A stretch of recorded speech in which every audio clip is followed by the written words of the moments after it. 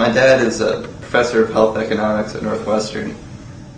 We were arguing about something, I can't remember what. I told him that wages in the U.S. were much lower than most industrialized countries. And he said that it wasn't his fault that people decided to blow their paycheck on a big screen TV.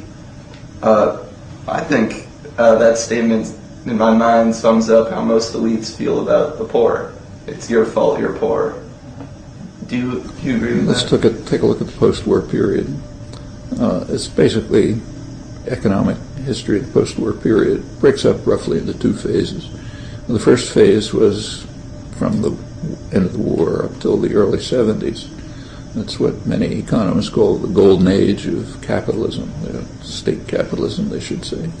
It was a period in which there was unprecedented growth and very egalitarian growth.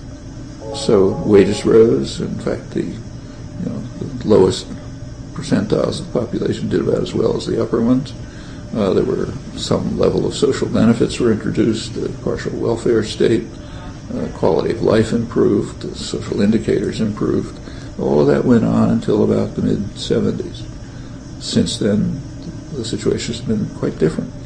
There was growth, though less than before, but it didn't go. But wages did not go up. Real wages stagnated pretty much for the majority of the population. Working hours went way up.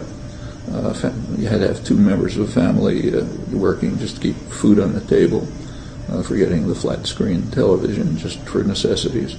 And that means that families are negatively affected unless there's support systems, which are very weak in the United States comparatively, daycare and so on and so forth. So it harmed families.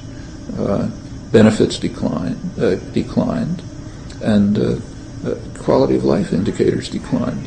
In fact, the standard statistical indicators, social indicators, rose. They sort of tracked wages during the first period, but starting in 1975, wages roughly stagnated, real wages, and social indicators began to decline. Is that the fault of working people? Hardly. That's clearly the result of institutional changes and decisions about the structure of the economy, and we know what they were. That's when financialization of the economy began. Manic ideas about efficient markets took over. Regulations started being eliminated. Claims about reduction of government began to be popular. It didn't happen. Like government grew under Reagan, but the claims and the attacks on, start of dismantling welfare state measures went on. Americans now work many more hours than the Europeans, and for at best, not even comparable wages. But is that are these changes the fault of the poor? It's pretty irrational.